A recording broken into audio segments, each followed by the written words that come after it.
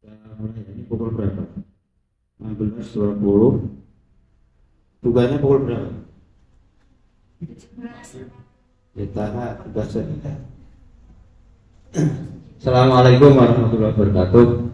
Alhamdulillahirrahmanirrahim. Assalamualaikum warahmatullahi wabarakatuh.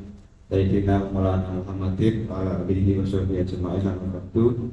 Yang sama-sama kita hormati Bapak Bandi yang tadi izin, Bapak Ibu dosen dan Pak Kaprodi serta sahabat-sahabat semua, Ketua MPS dan para moderator dan para mahasiswa yang pada siang hari ini, sore hari ini berkesempatan hadir. Agak depan aja bisa sharing bersama terkait dengan analisis data. Nah, sebenarnya saya meminta semester 6 untuk bergabung, tapi kayaknya ada cara mungkin ya. Karena ini nanti kita spell beberapa bab terkait dengan bab 3 seperti itu. Nah, sebelumnya kami apresiasi teman-teman sudah hadir. Sebenarnya kalau hanya mengandalkan perkuliahan dan belajar mandiri itu ya ilmunya gitu-gitu saja. Tapi teman-teman harus sering aktif ikut kegiatan baik online maupun offline, karena justru kadang informasi-informasi pengetahuan yang tidak didapatkan di perkuliahan itu bisa didapatkan di sini. Nah, harapannya juga ini karena sifat atau desainnya diskusi ya, jadi ini tidak pelatihan, karena sebenarnya materi ini tuh materi teknis, pelatihan dan skill sebenarnya. Jadi harapannya ya bawa laptop, install, lakukan praktek seperti itu. Tapi tidak masalah, karena di undangan itu atau di flyer itu ada 3 aplikasi yang pokok, Postpaper, Atlas.de dan NVivo. Tapi nanti saya menambah yang Open Knowledge Map sama Mendeley mungkin ya. Tapi ini sekilas saja seperti itu. Nah, ada beberapa hal yang akan kita diskusikan. Yang pertama, pengantar bab 3 ini tentang metodologi penelitian. Nanti karena ada semester 6 saya sudah meminta untuk bergabung. Kemudian konsep metodologi dan penerapannya, macam-macam analisis data dalam riset khususnya kuantitatif bisa juga. Kemudian visualisasi data dengan bantuan Open Knowledge Map atau OKM, Mendeley dan Postpaper. Kemudian yang kelima, teknik analisis data riset kualitatif dengan Mendeley dan NVivo. Dan yang terakhir, kalau nanti nyambung kita demo yang teknik analisis data yang dengan Atlas.de versi 7 seperti itu. Nah, teman-teman yang menahan lapar ya, bab 3 ini sebenarnya bagian paling penting di dalam sebuah proposal. Ya. Jadi kalau proposal itu tidak terlalu tebal, tidak pula terlalu tipis sebenarnya. Nah, secara umum di pedoman yang sudah kami tulis, bab 3 itu berisi 1, 2, 3, 4, 5, 7 ya, 7 sub. Jadi bab 1 kan pendahuluan, bab 2 itu kajian teori atau kajian riset yang relevan, bab 3 itu metode penelitian. Nah, setelah nanti diseminarkan, terus validasi instrumen, misalnya kalau kuantitatif diambil data, sudah ada nulis bab 45, terus ujian sudah lulus seperti itu. Jadi setengah proposal itu sudah 70% penelitian selesai. Nah, yang paling krusial tidak kalah penting adalah bab 3, karena di bab 3 ini berisi pertama, kalau di pedoman kami ya di skripsinya maupun non skripsinya itu pendekatan penelitian seperti itu. Bagaimana Pak kalau non skripsi? Ya bisa pendekatan penulisan atau pengembangan. Jadi kan ada yang pilih skripsi dan non skripsi, tinggal dipilih nanti. Jadi mulai sekarang direncanakan gitu kan. Misalnya pendekatan penelitiannya apa? Kuantitatif. Jadi tulis kuantitatif seperti itu. Nah, menginjak yang kedua, ini jenis dan metode penelitian. Nah, baru setelah pendekatan kuantitatif, metodenya apa? Atau jenis atau tipenya apa? Oh, kuantitatif tipe korelasi apa? Etnografi, grounded teori, fenomenologi, studi kasus, multi kasus, dan seterusnya. Konten analisis.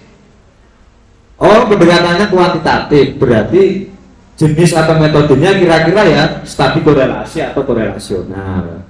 kuasi eksperimen atau meta analisis atau deskriptif kuantitatif dan seterusnya. Jadi ada patronnya sendiri-sendiri gitu loh. Tidak bisa kalau ada ambil kualitatif tapi jenisnya kok korelasional nggak akan ketemu karena beda madhab. Jadi kalau madhab kualitatif ya biasanya nanti ya seperti yang sering saya sampaikan nanti akan nyambung. Nah yang ketiga ini mixed method. Mixed method sangat jarang di rumpun pendidikan tapi ada beberapa yang mencoba. Jadi dia ada sequential explanatory, ada yang exploratory, itu beda-beda. Ada juga yang kekarut yang ya, jadi bisa tertanam atau tidak seimbang. Biasanya jumlah kuantitatifnya atau jumlah kualitatif seperti itu. Atau yang convergent paralel design, ya, desain paralel convergent. Jadi dia memparalelkan data kual dengan kual, tapi desainnya yang konvergensi atau bahasa lain konvergen ya konvergen. Ini untuk jenis dan metode penelitian. Jangan sampai teman-teman nulis proposal hanya penelitian ini menggunakan metode kualitatif. Nah kualitatif itu kan pendekatan kalau dalam konteks ini ya. Jenisnya apa harus jelas. Ya ini berangkat dari situ dulu nanti sebelum ke analisis menggunakan aplikasi. Kalau jenisnya saja tidak jelas, pendekatannya tidak jelas, dimungkinkan analisis datanya membuat bahkan bicara menganalisis menyajikan kan ada banyak data habis wawancara terus saya ngompol kan banjir data tapi nggak bisa mengolah gitu kira-kira. Nah yang ketiga jenis dan sumber data nanti kita jelaskan di bawah. Kemudian teknik analisis data termasuk bagian kecil dari proses riset kita itu adalah menganalisis berbagai aplikasi. Ini hanya satu bagian kecil dari perjalanan penelitian sebagai kewajiban mahasiswa juga karena tridharma. Kemudian ada triangulasi, ini khusus kuantitatif, apakah sumber, apakah metode, apakah paper check misalnya. Kemudian yang terakhir ini rencana dan waktu penelitian. Jadi isi bab 3 kira-kira itu. Semester yang lain kira-kira nanti ada bayangan skripsi maupun tugasnya non skripsi. Kalau tugasnya non skripsi tinggal disesuaikan. Biasanya rencana dan waktu penulisan buku, bukan itu ya. Rencana dan waktu penulisan artikel ilmiah misalnya atau penulisan artikel ilmiah. Kira-kira itu bab 3. Kemudian berikutnya ini penjelasan rinci ya terkait per item. Ini nanti sudah kita jelaskan. Metode penelitian kira-kira secara umum ini. Ini campuran, ada kuar, ada dual. Ya. Ada metode terbaru, pelajaran bagi para ilmuwan, yaitu yang nomor terakhir itu, etnografi. Itu bukan baru-baru amat, tapi masih jarang gitu kira-kira. Itu gabungan dari internet dan etnografi. Jadi perilaku netizen itu diteliti melalui metode etnografi. Misalnya perilaku mahasiswa PGRI kelas X dalam grup WhatsApp, ayo padat bareng. Itu nanti akan diteliti. Jadi perilaku khusus di WhatsApp-nya, tidak di dunia nyata. Karena dia basisnya internet dengan etnografi. Etnografi itu kan ya bahasanya kehidupan. Kalau etnografi yang murni ya banyak, tapi kalau etnografi khusus dalam dunia maya. Jadi perilaku netizen dalam misalnya apa ya? Umpatan oke gas atau satset dan seterusnya. Kalau tahun 2019 banyak cebong, kampret dan seterusnya. Tapi 2024 ini kan muncul sapsur, ya, bibit sayur, macam-macam. Ada update dari harga itu. Harus update. Nah, makanya bisa diteliti tapi dalam konteks pendidikan karena ada terbatas dalam konteks rukun disiplin ilmunya pendidikan guru madrasah budaya. Kalau hari mau nulis biasa dong. Itu kemudian jenis data secara umum ada dua, kuantitatif dan kualitatif. Kuantitatif misalnya hasil wawancara, hasil observasi, hasil studi dokumen. Kalau kuantitatif berarti nilai belajar KKN, grafik, berupa grafik bisa. Data mahasiswa yang sering bolos di tahun 2024 itu kuantitatif. Hanya angka-angka saja, angka grafik, gambar itu kuantitatif. Jadi data itu intinya informasi. Jadi informasinya ada kuat, ada yang kuat. Kalau sumber data secara umum banyak dua juga. Ada sumber data yang memang primer, dasar, utama, pokok. Ada yang sekunder. Kalau primernya misalnya ada mau meneliti tentang pola pembelajaran atau pola pengasuhan keluarga ramah anak di kecamatan Kalora. Nah, itu berarti kira-kira kualitatif ya. Kira-kira sumber data pokok ada itu yang primer apa? Oh, hasil wawancara. Berarti sumber data yang pertama adalah wawancara mendalam. Atau ada SDD, berarti SDD. Data lainnya apa? PAK, ya. Itu misalnya kalau keluarga. Kalau di dalam pembelajaran, kalau ada kuantitatif misalnya, mau mengasesmen tentang studi korelasi, pengaruh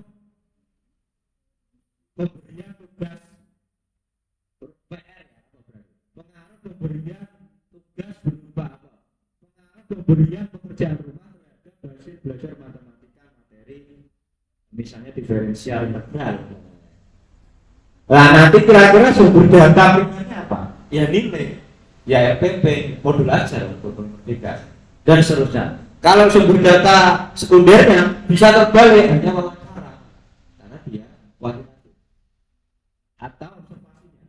Tapi sumber data utama kalau kuantitatif ya paling tidak hasil angket, instrumen gitu berada. Oke, ini jenis dan sumber data. Kemudian teknik pengumpulan data.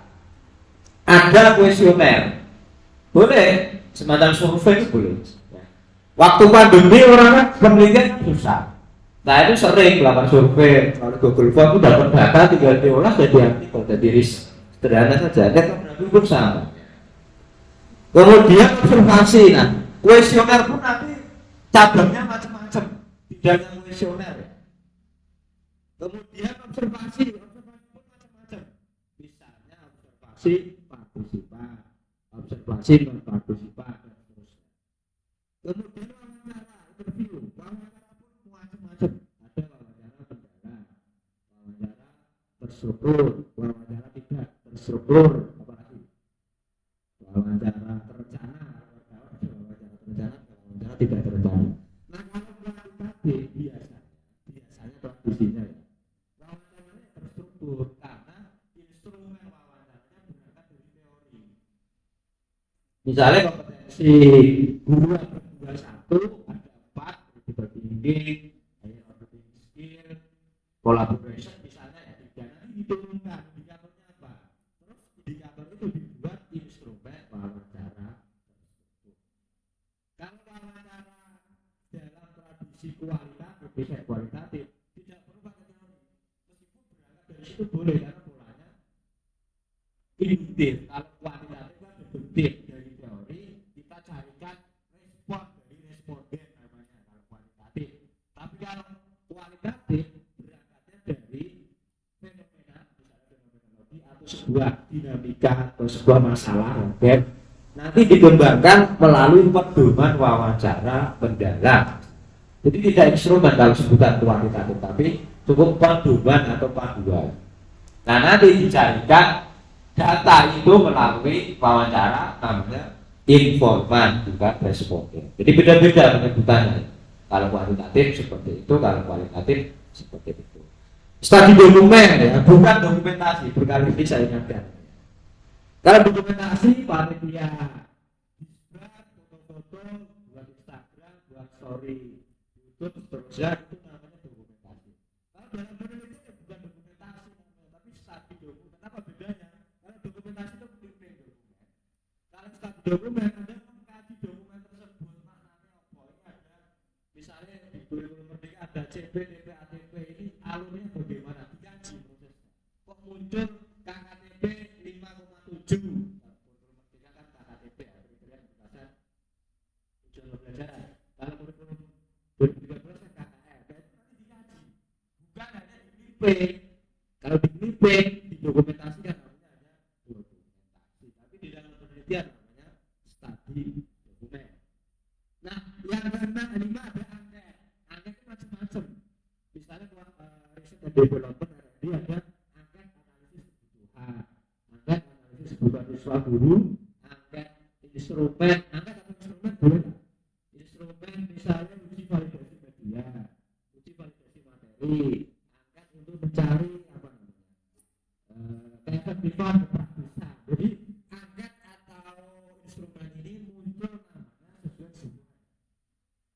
Misalnya untuk mencari persepsi mahasiswa tentang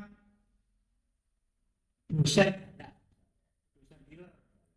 Nah, itu berarti yang angket persepsi mahasiswa. Boleh dosen killer kerjanya apa saja, nanti ada dicari responnya. Jadi apa angket itu diisi. Itu namanya angket. Ada yang bersifat fokus atau forum group discussion atau FGD. Itu juga boleh jadi sebuah teknik pengumpulan data. Nah, itu ya kira-kira ya. Kemudian teknik analisis data kira-kira secara umum banyak. Teknik analisis data kualitatif dan kuantitatif. Meskipun ada mixed method, tapi mixed method ya gabungan ini. Nah, kita hari ini sore ini hanya mengkaji yang teknik analisis data kualitatif. Ya, hanya itu, kalau diceritakan semua ya enggak selesai-selesai. Nah, ini tambahan yang poin F, triangulasi data itu sebuah alur dalam rangka mencari kebenaran. Misalnya triangulasi sumber, kan ada triangulasi metode, triangulasi angka peneliti, triangulasi sumber data, dan triangulasi teori dan bercek. Misalnya ada mau triangulasi yang sumber data. Oh ya, apakah benar kamu di BGNI ngomong gak ada orangnya ya?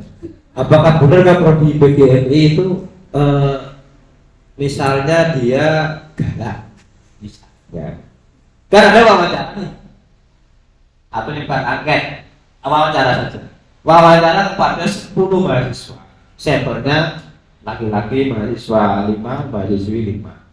Kok kebetulan ada kan diolah, ada 10 angket tadi atau 10 hasil wawancara, satu sampel dibaca, oh mahasiswa ini setuju kalau di BGNI galak. Nah, kalau di dalam triangulasi apakah bisa satu mewakili 10 orang sampel? Maka harus ditriangulasi. Oh ternyata dari 10 data, 10 mahasiswa sebagai katakanlah kuantitatif ya, dari responden yang benar-benar hanya 3 mahasiswa. Berarti secara proses penelitian Prof di BGNI dari triangulasi data atau sumber data tidak, karena yang benar-benar hanya 3, yang 7 ngomong tidak jalan. Itu namanya triangulasi. Apakah benar Prof di BGNI jalan? Triangulasinya benar. Tapi itu biasanya tradisinya hanya di riset-riset kualitatif. Karena kan kualitatif datanya melimpah. Untuk menjaga kebenarannya bagaimana? Kalau yang benar satu orang tidak usah dipercaya, validasi itu benar, itu tidak usah dipercaya karena belum tervalidasi, belum tertriangulasi gitu ya. Jadi ilmiah apalagi kita di mimbar akademik ya. Nah, kemudian rencana dan waktu riset atau penelitian tahapannya apa saja? Ini pengumpulan data, FGD, ahli data, olah data, analisis, penelitian dan diseminasi atau ujian. Nanti dirinci kayak gitu. Rincian kegiatan pada setiap tahap, waktunya, rencana waktunya. Kalau ada hibahnya, ada dananya, ditulis RAB-nya juga. Tapi kalau mandiri tugas akhir biasanya nggak perlu. Tapi kalau nanti teman-teman kompetisi hibah riset mahasiswa atau nanti dilibatkan dosen, ya pasti ada RAB-nya. Ya, seperti itu kira-kira. Nah, ini penelitian, tidak perlu saya jelaskan. Intinya proses sistematis dalam rangka mendapatkan pengetahuan baru. Nah, teorinya seperti itu, tapi kita praktik saja nanti. Kalau metodologi penelitian atau metode penelitian itu perannya konseptual, pendekatan sistematis yang digunakan oleh peneliti untuk merancang apalagi melaksanakan mengevaluasi sebuah proses penelitian, mau kualitatif maupun mixed method seperti itu ya. Nah ini saya ulang lagi ya, karena ini penting ya. Kalau Anda nanti ambil kuantitatif, berarti itu dalam rangka mengetahui, mengungkap. Kalau kualitatif sama, tuno untuk mengetahui, mengungkap. Kalau mixed method sama, untuk mengetahui atau mengungkap. Ya. Jadi pohon penelitian atau pohon riset, fungsi atau arah riset menurut Gibbon kira-kira itu. Kalau kualitatif misalnya untuk mengetahui implementasi kurikulum merdeka dalam pendidikan dia implementasi berarti bukan ada tindakan untuk meningkatkan berarti juga kudu karena ditingkatkan ada treatment gitu ya. Jadi membaca bukunya saja sudah ketara, sudah ketorong, sudah nampak bahwa itu bukan rumput tuno, berarti rumputnya tudu misalnya. Ya yang kedua tudu action research, R&D dan operation research ya. Kalau misalnya action research nanti cabangnya macam-macam, ada cluster action research PPDK, ada penelitian tindakan sekolah atau PTS, ya, ini kepala sekolah biasanya. Atau pengawas itu PTKP ya, penelitian tindakan pengawasan. Ya, atau PTN yang madrasah ya, penelitian tindakan madrasah. Kira-kira ya kalau hasil action research atau penelitian tindakan kelas ya, peningkatan hasil belajar kognitif mata pelajaran matematika dalam bla bla bla bla bla seperti itu. Karena action research ada tindakan, nanti sintaknya macam-macam menurut pakar metodologi mana yang dikaji. Research and development sama-sama mengembangkan, kira-kira seperti itu.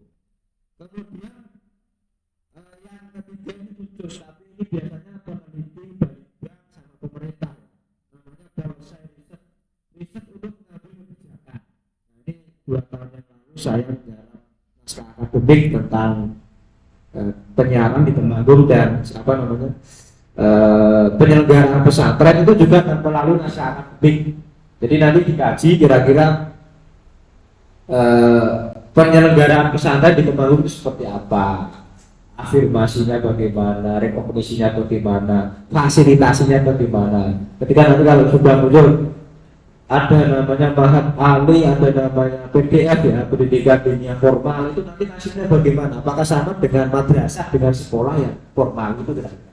Nah, itu nanti dikaji lewat policy research atau evaluation research. Nah, ini kan Merdeka Belajar mau tuntas, dievaluasi saja, itu bisa memakai evaluation research ya. Oke, itu kira-kira menurut Gibbon. Ini selanjutnya kita ngomong analisis data riset yang kualitatif. Ini baru sudah mengarah ke situ ya. Pertama analisis tematik, ada temanya ya, dia bertema gitu lah. Analisis naratif memang menarasikan arahnya. Analisis fenomenologis biasanya ini khusus riset-riset kualitatif yang fenomenologi, mengungkap makna, mengungkap praktik baik, mengungkap kesadaran. Itu fenomenologi. Kemudian ada juga analisis yang grounded theory. Dulu proposal saya grounded theory tapi tidak jadi ya. Grounded theory itu riset untuk menemukan teori baru. Jadi dia ground theory ya. Ground itu kan tanah, bawah tanah. Dari akar teori. Jadi dia mengumpulkan kepingan-kepingan puzzle nanti sebuah jadi ditarik menjadi sebuah riset atau penelitian. Misalnya dulu ada peneliti grounded theory yang terkenal itu namanya Wilford. Waktu dia ke Jawa aja bukan ke Jawa Tengah atau ke Jawa. Dulu tidak ada kategori Islam pribumi Jawa itu ada priani, santri, abang itu tidak ada. Tapi melalui riset grounded teorinya Wilford, maka muncul tipologi atau karakteristik masyarakat Islam Jawa, priani, santri dan abang. Itu dari risetnya Wilford. Oh yang priani seperti ini diaturnya. Oh yang santri seperti ini, oh yang abang biasanya duduknya di belakang. Kemudian analisis konten ini dalam riset konten. Jadi nggak perlu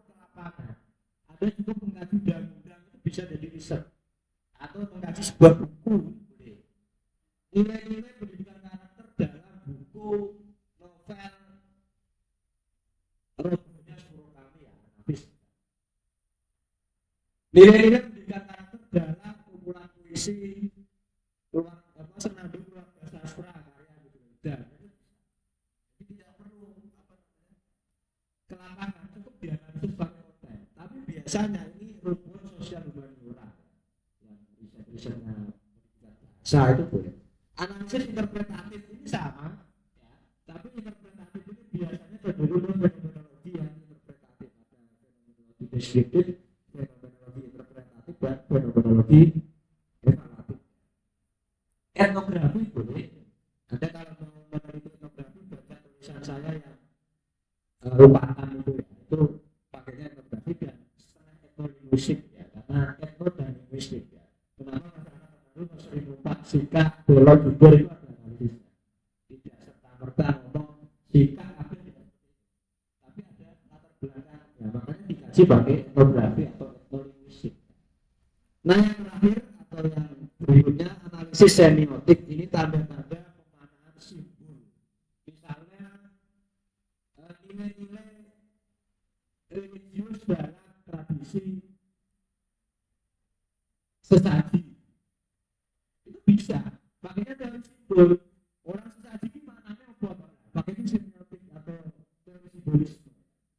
Oh kalau misalnya tidak ada sesaji ya, dalam tradisi mantu kalau bupati misalnya tersebut itu ada jambu suro, ada pisang emas, pisang raja, sama apa lagi ya, banyak sekali.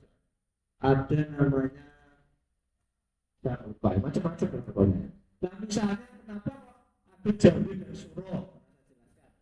Oh ternyata maknanya kalau orang mau memperistri, mempersulit orang itu harus dari kata bijambil biljana wasuro gitu ya. Oh harusnya kenapa jambu suro dari kata bijambil biljana, bahwa setiap perempuan yang disunting atau dipersunting atau mau dinikah itu harus bisa menjadi teman di satu di surga. Dijamin biljana gitu ya, kan sampai dijamin gitu ya. Atau yang suro yang bagian syarat menikah itu kan pertama lihat akhlaknya dan rupanya. Suro itu kan juga visualisasi. Tapi sudah senang tetap yakin lo mau kata apa sih gua tetap cinta sama istri gua, gitu ya. Tapi sudah yakin. Nah ada persoalan pertanyaan. Ngomong sholat dengar oleh apa? Masa ada terus geser keyakinannya kan nggak udah mau sakit kan gitu ya. Jadi ada ngapain saja banyak aturan ngobrol dikatakan bisa lo urusan terus yakin kayak gitu ya, perlu keyakinan. Ini simbolis ya, simbolis semiotik sorry pakai bisa itu. Nah sekarang yang pertama ini kita visualisasi data, itu ada tesnya. Visualisasi data dengan open knowledge map ini sebenarnya tidak menjadi rangkaian penelitian, tapi langsung kita praktikkan. Tujuannya apa? Tujuannya dalam rangka mencari ini apa namanya riset-riset yang sudah ada dan riset-riset yang belum ada. Bisa dipraktikkan sekarang karena tidak karena dia berbasis website.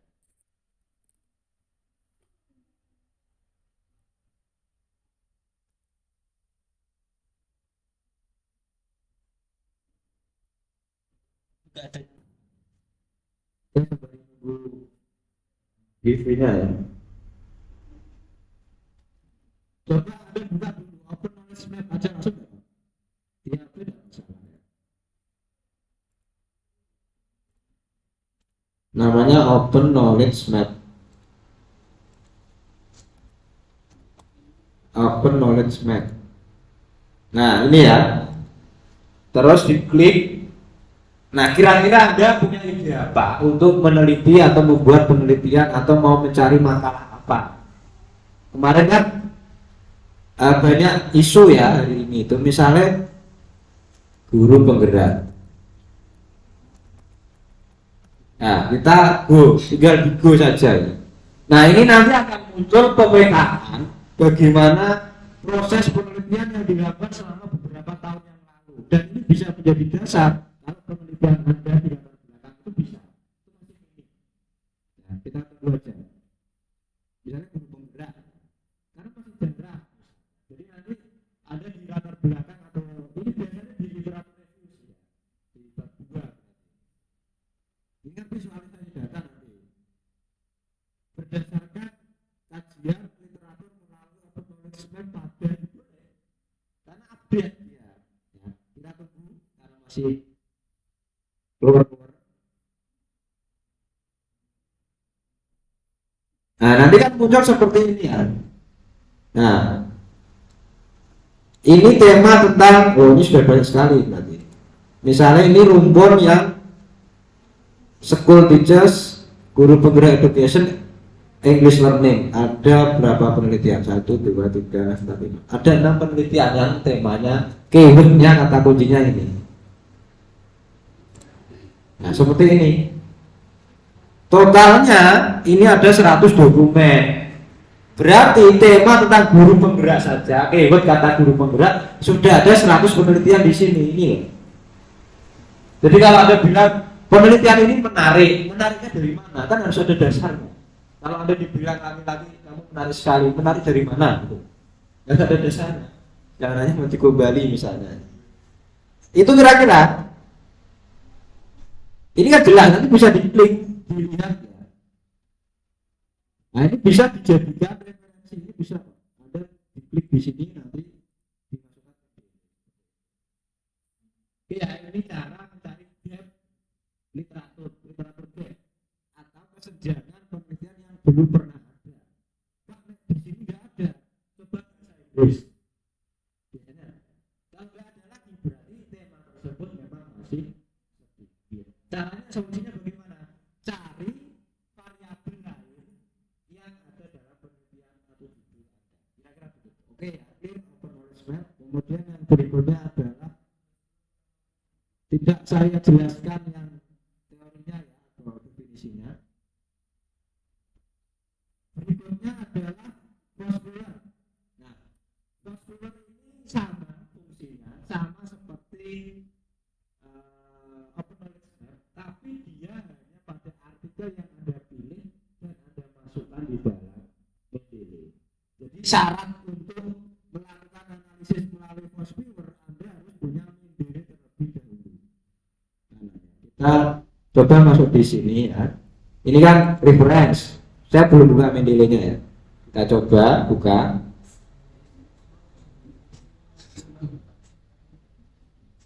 Nah, kita insert citation. Kalau yang belum punya dan wajib punya memang, Anda bisa mendownload yang Mendeley versi 1.19.8 yang lebih ramah dan mudah daripada versi lain. Oke, ini kita katakanlah mau visualisasi data temuan keyword utamanya ya, kata kunci di postular. Pertama caranya bagaimana? Anda memasukkan referensi di PDL. Langsung praktik aja. Kalau bisa Anda buat namanya file.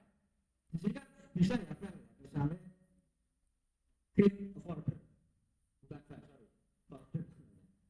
Create a folder atau create folder. Misalnya saya sudah buat sastra anak ya. Nah ini sudah ada berapa ya? Kita blok 40 artikel.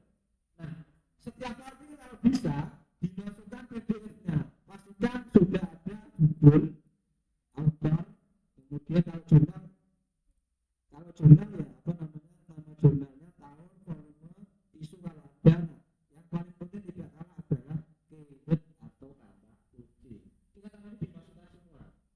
Di artikel jurnalnya kan ada kata kunci, itu dimasukkan. Kalau bahasa Inggris bagaimana Pak? Tidak masalah.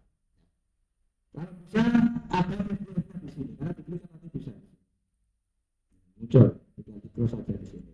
Nah, setelah terkumpul 40 kita blok, ya. Makanya kalau bisa satu folder lebih enak, tidak yang umum ya. Kita blok, kita klik kanan, terus ekspor ya. Nah kita ekspor di desktop saja biar dengan desktop. kita juduli sastra anak.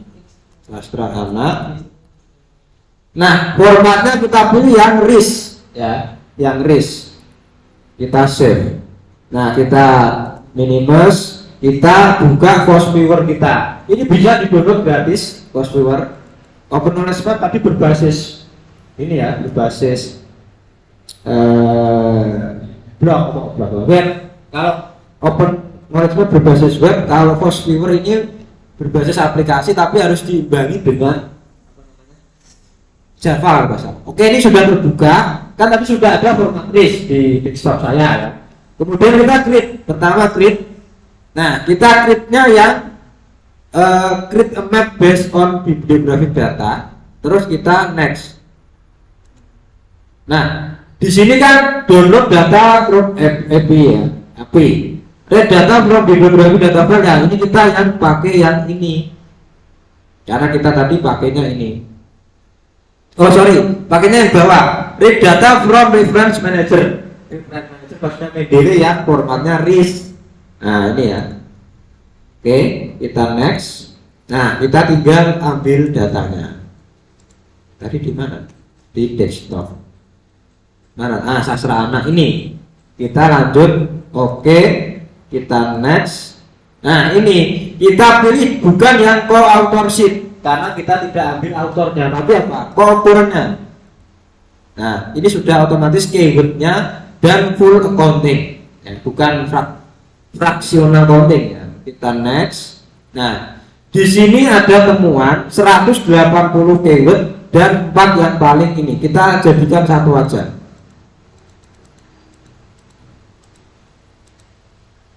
Nah, total dari 40 artikel tadi ada 108 kata kunci. Terus kita next. Kita next lagi. Nah, yang paling banyak ternyata kearifan lokal ada 30. Total link strength-nya ada 120. Pendidikan karakter 27, pembelajaran sastra anak 21, yang paling satu-satu apa? Penanaman etika, sastra dan bahasa Indonesia dan seterusnya.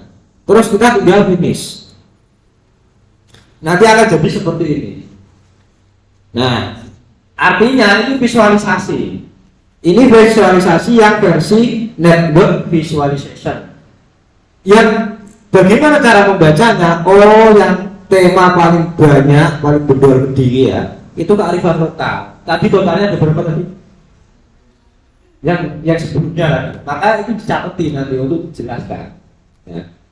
Oh, yang versi overlay visualization sama, yang density visualization seperti ini. Caranya nyimpen bagaimana Pak? Tinggal ini aja terus save atau yang screenshot ya. Kita save misalnya. Screenshot aja. Tak boleh tak.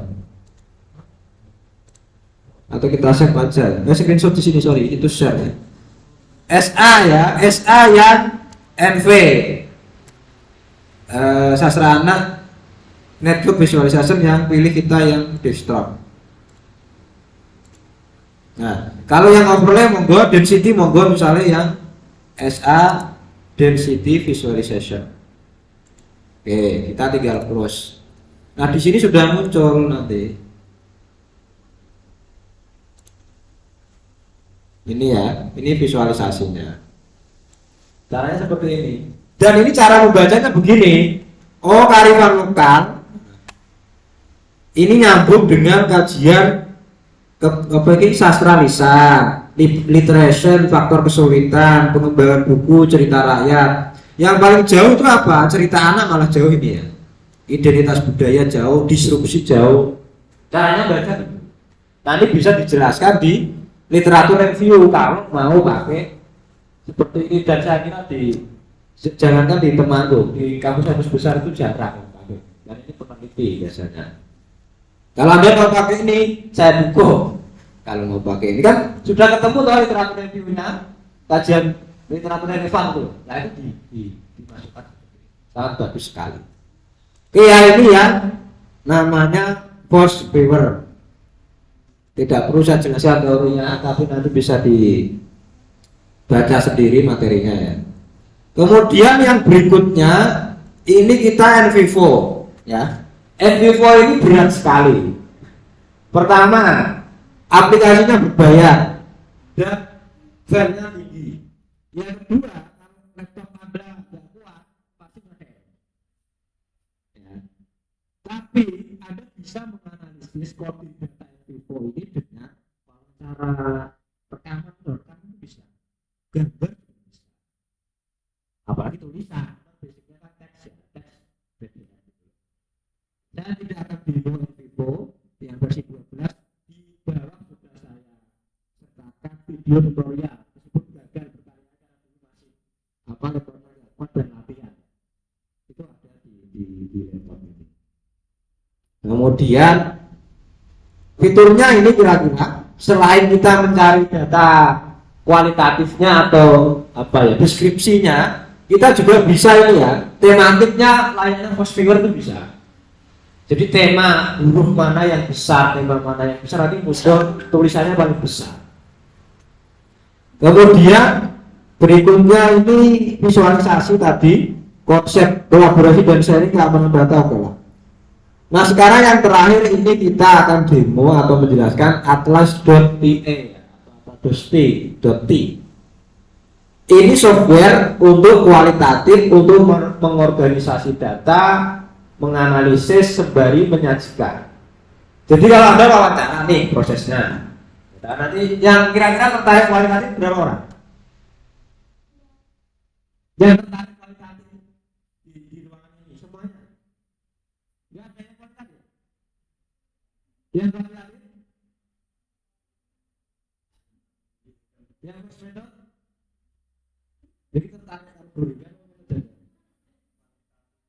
kualitas, yang kualitatif dulu tunjuk jari. Yang kualitatif. Ya kan tetap ada metodenya. Ya yang itu termasuk. Kan ada datanya wawancara. Jadi ini tidak terikat kualitatif ini jenis data. Nah, kalau jadi ini memang software mereka ada baru dan saya langganan versi 6 versi 7 ini sangat murah. Anda itu murah, coba cek di Shopee. Itu ada yang jual tanpa rek-rekan. Kadang 150 itu untuk selamanya selama laptop Anda nggak ganti. Saat kuliah ini loh. Atlas ini 50.000. Nggak rek-rekan selamanya selama Anda masih kuliah. Enak sekali. Jadi kalau Anda misalnya kualitatif bisa saja. Wawancara kan ada nanti seperti ini ya, ini coding ya misalnya ya. Coba ini punya saya yang misalnya ini yang guru transkrip wawancaranya ya. Nanti kalau itu pedomannya kan berarti tinggal ngubah menghilangkan ininya apa namanya menghilangkan datanya ya. Misalnya transkrip wawancaranya ini kode data GB bla bla bla. Ini kode nama-nama orang karena harus dihitung namanya ya. Kemudian ini tanggal pengambilan, ini pewawancara, informannya siapa karena kualitatif, jabatannya, instansinya, waktunya, tanggal, tempat. Nah, pertama misalnya ini ya. Kategorisasi kompetensi pedagogik guru. Ini saya dulu sebelum saya edit ulang ini satu guru, satu informan itu bisa 30 halaman. Padahal ada 20 tambah 11 tambah berapa? Ratusan halaman itu. Nah, satu pertanyaan segini. Nah, ada 20 punya caranya mulai. Kalau nggak pakai aplikasi umumnya, meskipun nanti kita sajikan kutipan wawancara aslinya. Misalnya, bagaimana cara Anda melakukan penguasaan karakteristik personal didik bla bla bla. Jawabannya. Nah, nanti kita coding melalui atlas.te. Itu ya ini contoh hasil transkrip wawancara. Nanti kalau ada yang wawancara bukan pedoman atau instrumen kalau kuantitatif berarti instrumen wawancaranya buat divalidasi. Nah caranya kalau sudah terhubungan kita buat kategori ya. Kategorinya tadi kan berarti kompetensi pedagogi digital, kompetensi digital dan seterusnya. Terus kita buka ya atlas.de nya.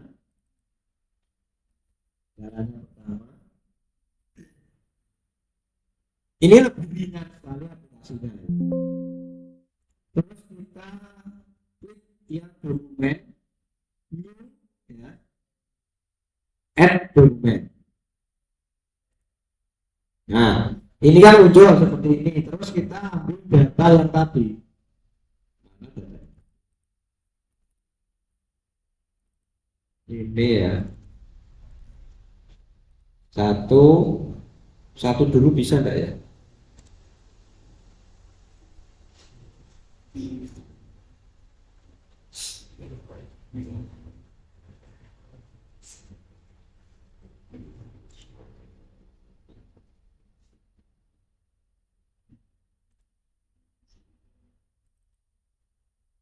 Ini ada datanya sudah ya, satu dua, kita ambil lagi tiga ya, minimal. Misalnya ada 50 orang, sudah 50 ininya.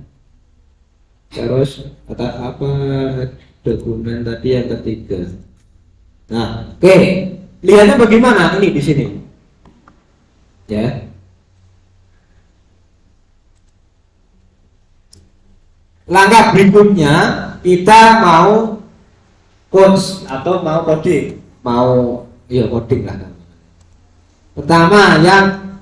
Pertama ini. Nah, kira-kira ini kan sudah muncul ininya. Misalnya karakteristik kita di sini aja ya. Kita blok caranya, terus kita klik kanan, ambil ya, create free quotation.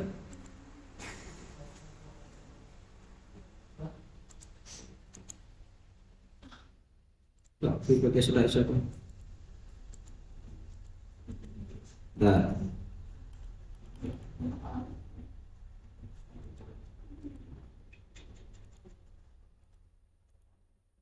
kita ambil yang katakanlah ini kategorinya adalah kompetensi pedagogik. Kompetensi pedagogik ya. Nah, kita oke. Nah, berarti nanti kira-kira mau mencari yang kompetensi pedagogik ya ini. Apalagi misalnya penguasaan teori ya, browsing.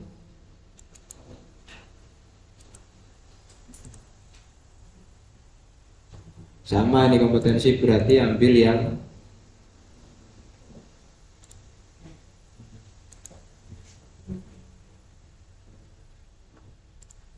kompetensi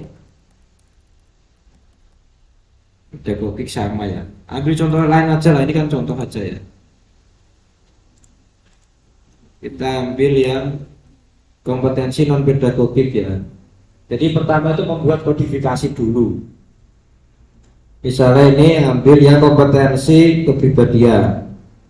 Berarti ambil saja ini.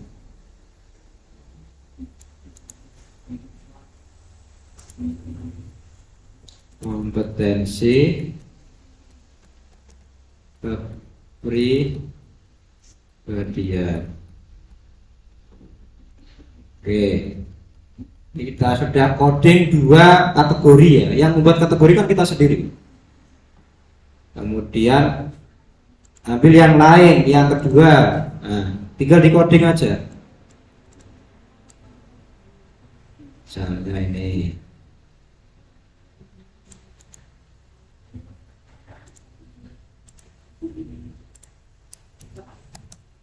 Kompetensi pedagogik ya. Oke, terus yang bawah kita cari yang kompetensi kepribadian.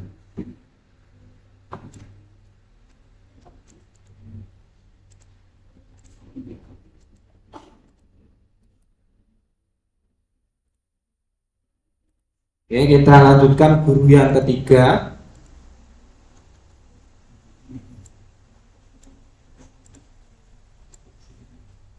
Kita coding yang kompetensi pedagogik.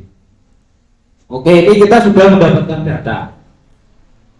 Nanti akan terkategorisasi sendiri, kita sajikan di bab 4. Nah caranya terus ini kan sudah kita coding ya, katakanlah aku sudah coding semua hasil wawancara. Terus kita di mana ini ya?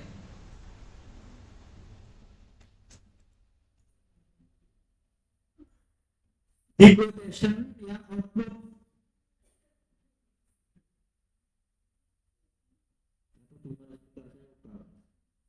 nah, ya, di dokumen kita output pilih yang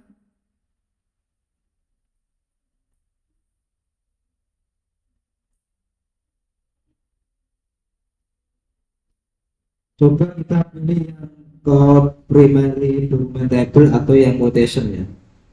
Oh ini salah berarti. Kita pilih yang dokumen, output dan quotation. Nah, kita pilih oke saja coba. Nah ini sudah jadi datanya. Jadi kategori yang pertama tadi apa? Ini ya apa namanya? Kompetensi pedagogi ya. Terus kita file untuk mau diekspor di Microsoft Word bisa ini. Terus ini RTF ya, berarti judulnya hasil coding kompetensi pedagogi dan kompetensi sosial. Gitu ya kita ya. Oke, kita di dokumen desktop. Oke sudah. Ini tinggal menyelaraskan bahasanya. Gampang tak?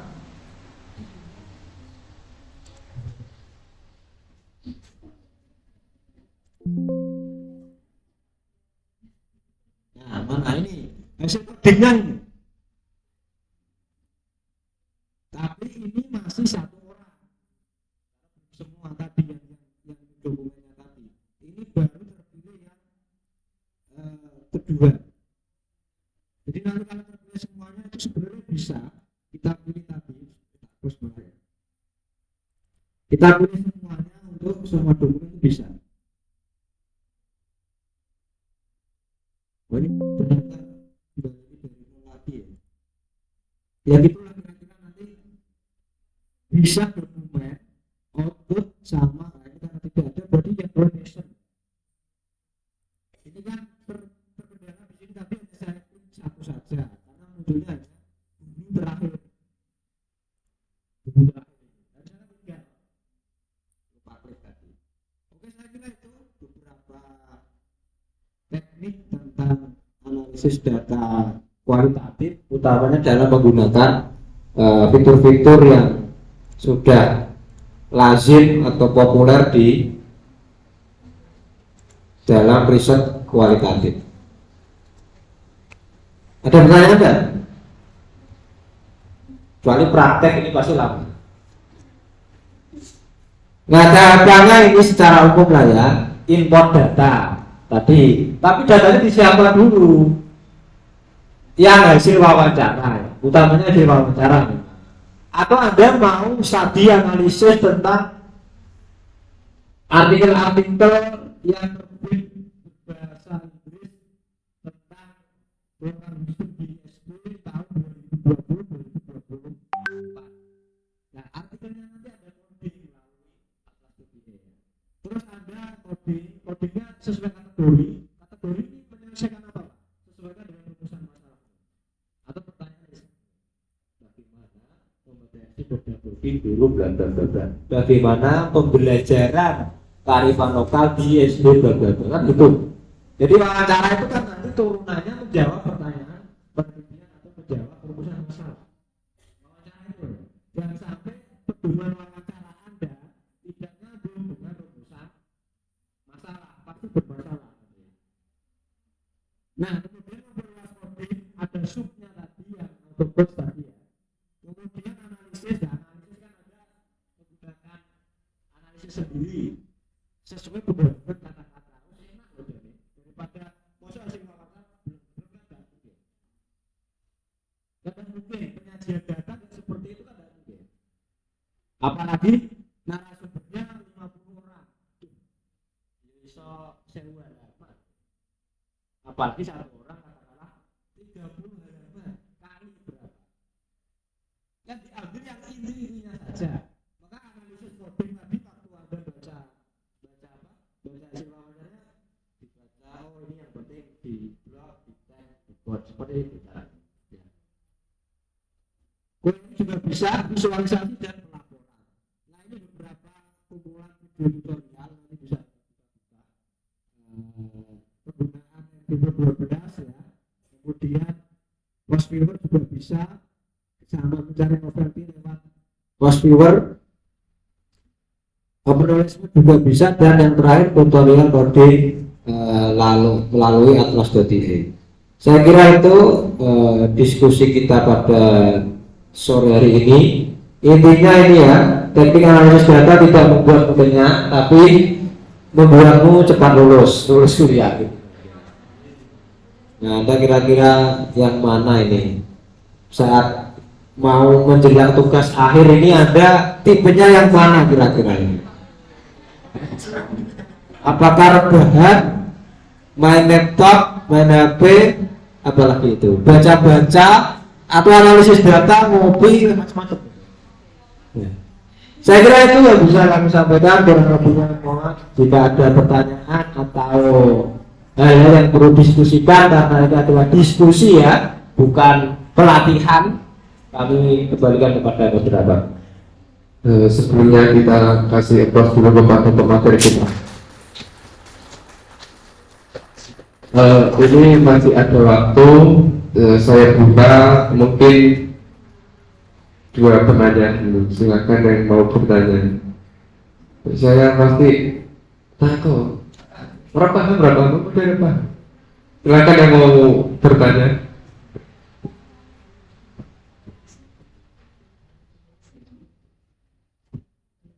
Assalamualaikum warahmatullahi wabarakatuh.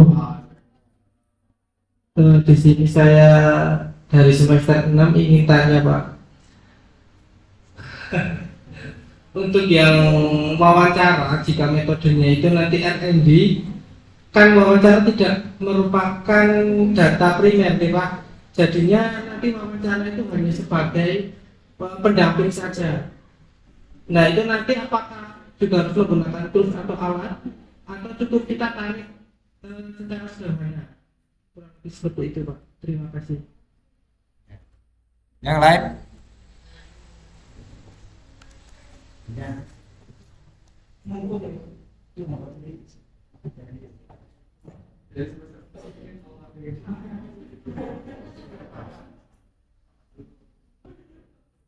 Yang lain ada? Ada dulu ya. Ya, boleh. Nah, kalau R&D itu kan saya contohkan aja daripada jawab ada buktinya. Nah, kalau R&D itu intinya hasil wawancara, datanya itu kan data primernya tidak wawancara, tapi bisa jadi wawancara itu. Punya saya kemarin ya.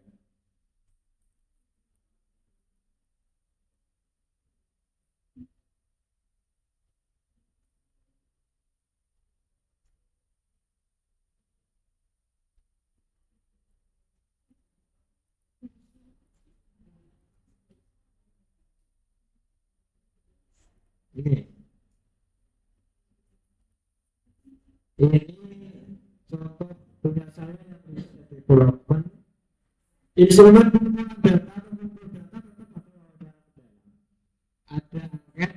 Nah ini ada tes kesambungan berbahasa, ada instrumen uji kelayakan BIM, ada instrumen uji keefektifan. Karena saya mencari keefektifan. Wawancara perdana ini bisa dilakukan untuk atau sebagai pengganti analisis kebutuhan. Nah, analisis kebutuhan itu tidak selamanya menggunakan angket, tapi bisa wawancara. Teman saya kemarin yang disertasinya kalau saya kan analisis kebutuhannya sudah di semester lalu, tapi ini tinggal pengambilan data yang format, karena saya pakainya DDA analisis sudah development sudah proses ya, kemudian dissemination tadi apa analisis desain develop, desainnya belum atau sudah proses ya, developnya proses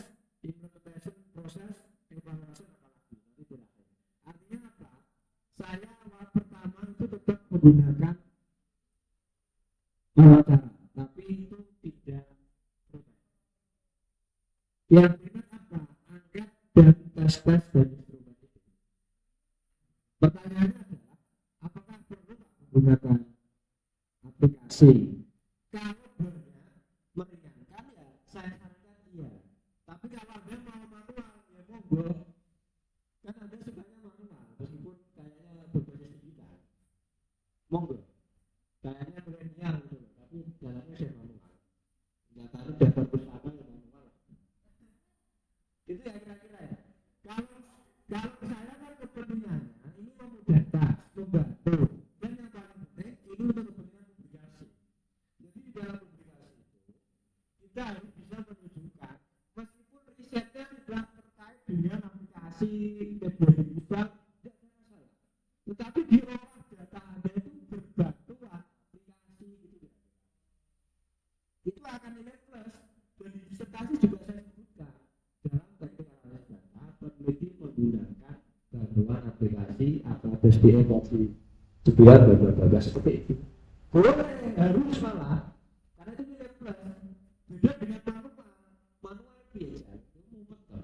Apalagi nanti kualitatif nggak mungkin hanya pakai Excel misalnya, harusnya pakai Excel, Jamovi, SPSS lah pakai minimal.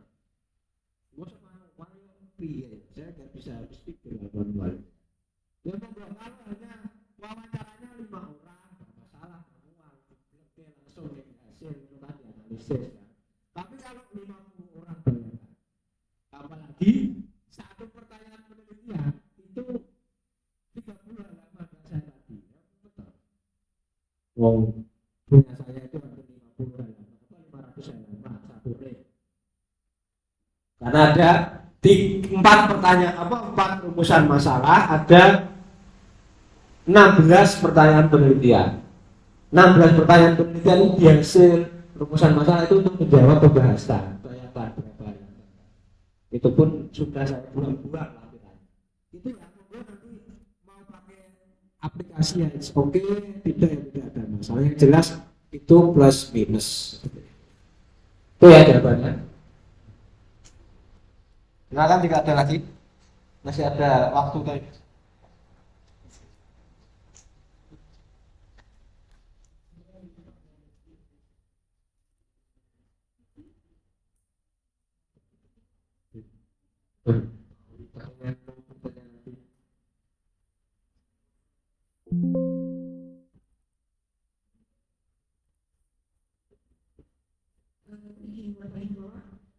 Saya masih nggak bilang itu tentang uji keefektifan dan uji kelayakan itu seperti apa bentuknya? Mungkin itu bisa membantu kami dalam menyusun proposal. Terima kasih.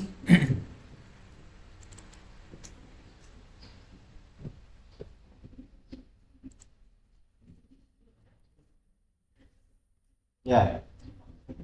Oke, ini yang semester berapa keempat? Apa? Semester 4 saya anggap sudah bisa semua.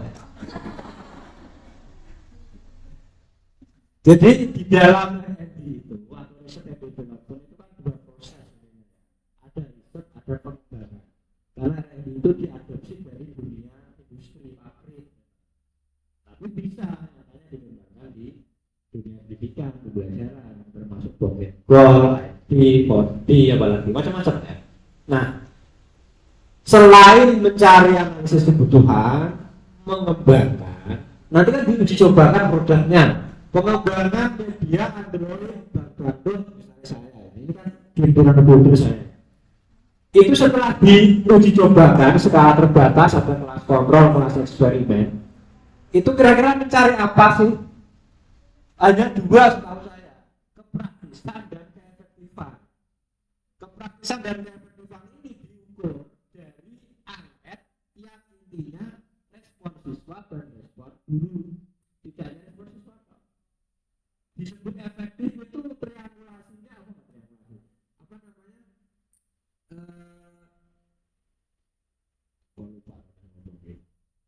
Skala liketnya apa? Skala liketnya apa? Cukup efektif, sangat efektif, tidak efektif. Itu skala liket. Kalau persentase cukup efektif 0 sampai misalnya gitu. Itu untuk presentasinya. Tapi kalau skala liternya sangat cantik, tidak cantik, kurang cantik, jelek banget. Boleh seperti itu, tapi itu ada teorinya, berangkat dari teori, karena ada teori. Nah ini contoh instrumennya, ini contoh judul saya pengembangan pimpinan pembimbing, bla bla bla bla. Ini untuk sejarah siswa ya. Jadi ini untuk mencari keefektifan media. Nama instansi pelaksana. Nah, ini responnya tidak skala liter kalau mengacu dengan kebutuhan ataupun yang lain, tapi di sini skala liternya SDS, SDS dan SS. Apa itu? Nanti diberi penjelasan. Hanya 5 ini contoh karena waktunya cepat ya ini ya. Senang menggunakan media, mampu memahami proyek, antusias termotivasi, berwawasan, menimbulkan rasa peduli. Indikator ini dari mana? Ini dari kajian yang ada, gunakan di bab 2. Yang ngawur sendiri. Nah, kalau jawabannya sangat tidak setuju, berarti kurang efektif. Itu yang respon siswa. Kalau setuju, berarti efektifnya berapa persen skala liternya dari penurunan persentase. Nah, tidak setuju, wah, ini sangat atau sangat setuju. Paham ya? Tapi kalau memudahkan, saya kemarin cukup 2, setuju tidak setuju urut toh. Wong nek kalian skala liter itu kayak apa ya? Gak jelas deh. Gue seneng ora anu wae ini lah, merasa piye yo. Itu terlalu gak jelas. Mati urip wis ngono wae. Mati ora cetha, urip yo ora cetha ya. Mending mati wae misalnya. Itu skala liter yang mudah. Tapi yang kadang orang kan sering apa ya? Seneng apa ya istilahnya? Berhalusinasi atau berapa ya? Tidak setuju, sangat setuju, setuju sekali, wah sangat setuju sekali, mumet ngitungnya. Nah ini untuk yang respon siswa untuk mencari keefektifan. Kalau respon guru bagaimana? Sama, tertarik menggunakan, cukup mudah menggunakan, bertambah wawasan, menambah penanaman, membantu penanaman, mengembangkan daya. Boleh. Nah, nanti kalau instrumen ini yang siapa Pak yang peneliti, kalau ada dalam tugas akhir ditulis dulu, nanti divalidasi oleh minimal pembimbing 1.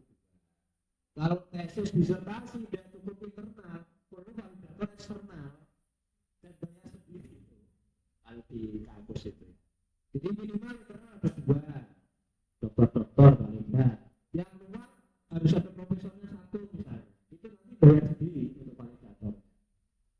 Makanya teman-teman itu ya apa ya, penelitian itu gratis, murah. Tapi paling penting Anda juga ya dalam arti saya tidak ngajari ya, tapi paling tidak ada apresiasi, ada reward bagi orang yang terlibat dalam proses penelitian kita. Kalau penguji jelas dia ada honornya, pembimbing jelas ada honornya. Tapi biasanya untuk validator ahli media, ahli materi kan tidak dapat apa-apa. Ya dan belum ada sertifikat. Ya kalau Anda punya rezeki ada diberikan kopi atau apa itu ya. Jangan gratisan. Kita mengapresiasi kan ya nominal jangan nominal ya, jangan materi, jangan nominal materi lah. Tapi boleh berupa kualitas. Pak ini ada kain kas ini, nggak masalah pokok 1,5 meter atau 1 meter itu. Tapi jangan nominal. Kenapa? Nominal ini 1.000 yang nanggung, dikasih lucu. Tapi oleh-oleh itu nggak masalah. Jangan saya sering diminta teman itu nggak pernah. Bisa orang juga nggak dikasih. Tapi Anda ini memperbantukan orang kan, ya paling nggak ada apresiasi. Jangan terlalu pelit ya. Jangan sampai orang laki itu susah jangan terjadi ya. Itu tuh semuanya ya. Saya tidak mengajarkan tapi minimal pengalaman saya seperti itu. Saya penguji ya 1, 2, 3, 4, 5, 6, 7. Ya itu adanya semua. Meskipun sudah dapat honor mereka dari kampus. Tapi kan saya ucapkan terima kasih. Ya.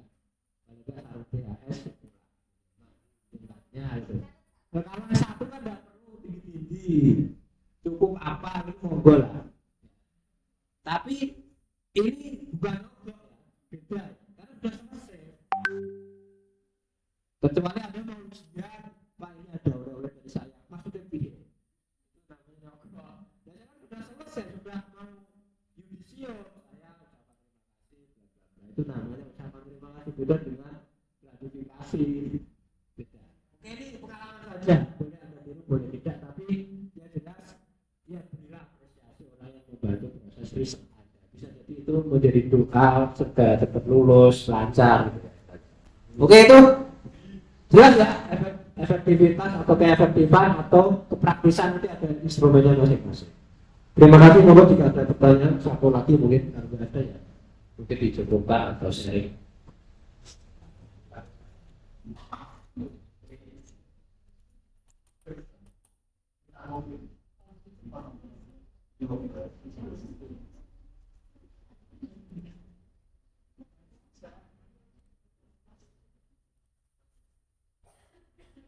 Ya, ada lagi enggak?